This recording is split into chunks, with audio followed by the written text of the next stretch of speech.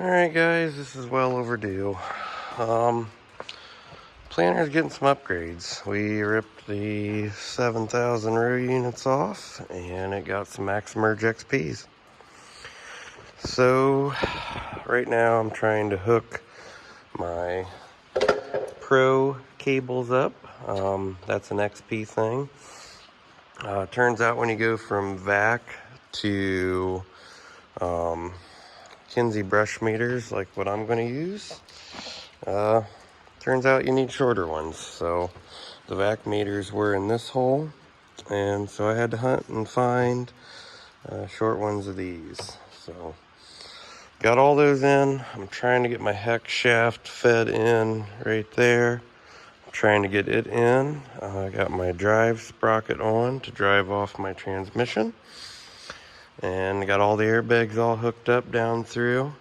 What I did was I just bought boxes off of Shoop and Pequa planner. I bought these wedges to adapt like that, so you can run the kinze 7,000 meters, or kinze whatever they are, but they fit on the 7,000. I also went ahead and got my Keaton firmers. I made it so I could have liquid fert. The bean planter is probably not going to have that, but it's the same money, so I went ahead and bought it anyway. This row, I need a bearing in here. And then I got all my cast iron poly twisters. I fit this one up just to see what it looked like. So those are on. So I do have to upgrade my bushing kits for here. I picked up a pack or a kit for that. Haven't got those installed yet. I thought I would get the meat and taters and then we'll come back to the details. So I do have to do a special fitment to get these clutches in. I do have to get those to fit. What I need to do is we need to lop that much off and drill a new hole in those to fit those on. So that's the next task. I didn't feel like going to the farm and setting that up, so right now we're working on this. The corn planter is going to get it, but I'm gonna run out of time. So it's basically the 1st of May here, and yeah, so she's just gonna stay like it is. And I gotta do some no-till this year, so I'm hoping the old cast irons do the trick. But anyway, next year that planter will be identical to this one with row units.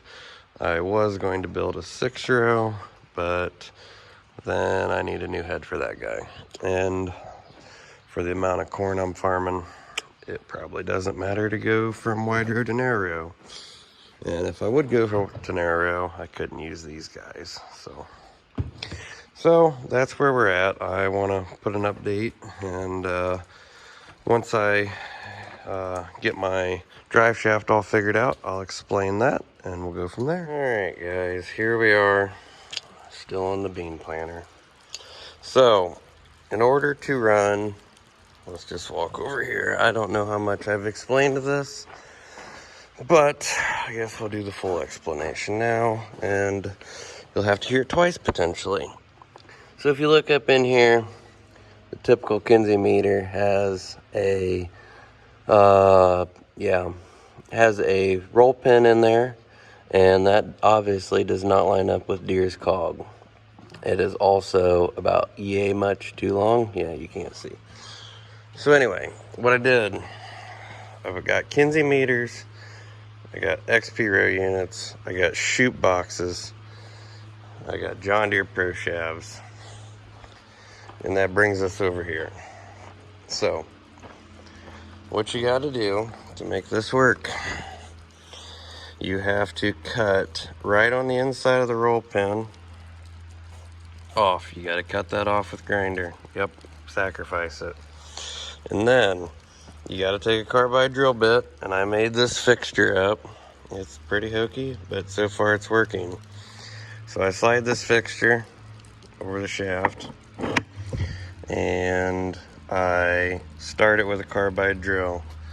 get through the case harden, then I rotate everything around. Well, I actually reline up this hole with what I just drilled, rotate everything around, and I bust through the case harden again. Then I picked up these drills, well, and the carbide ones from McMaster Car. So it's supposed to be a heart for hard material.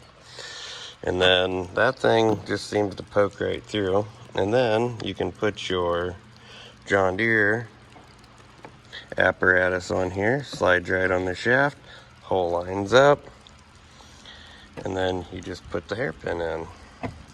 So that takes a Kinze meter and makes it a John Deere drive. And that accepts these. So, and then this one I got smart enough to put some cardboard over it so I didn't make a mess on my new plastic. And then you gotta put the rubber flapper back on. This guy here. The dust shield, whatever you want to call it. And then, let's try this one-handed. Carry him over to the planter. This is row number 2. And then we just take him and sit him right down in there. Nest in nice. Click our lock. Not gonna have enough light. And that lines our meter up with the drive. We do have to move this drive a little bit back and forth. You can't see that. To center it up. But got 3 of them done. And it took 5 drill bits to get there. But this one, I didn't destroy one. So we have 1, 2, 3, 4, 5 more to go. So I'm gonna see how many more drill bits I can destroy and go from there.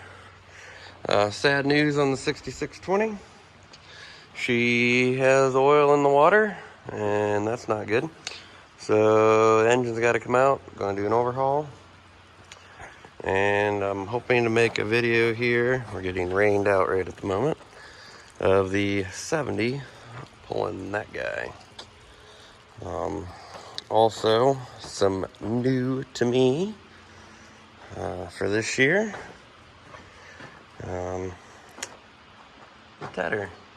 Bought a brand new tedder, so to go with the rake. So that's what's been going on here. I'm going to continue to work on this planter, and yeah, and then hopefully maybe I'll replay some of these and then go back over what I didn't. So I'll catch you in a bit.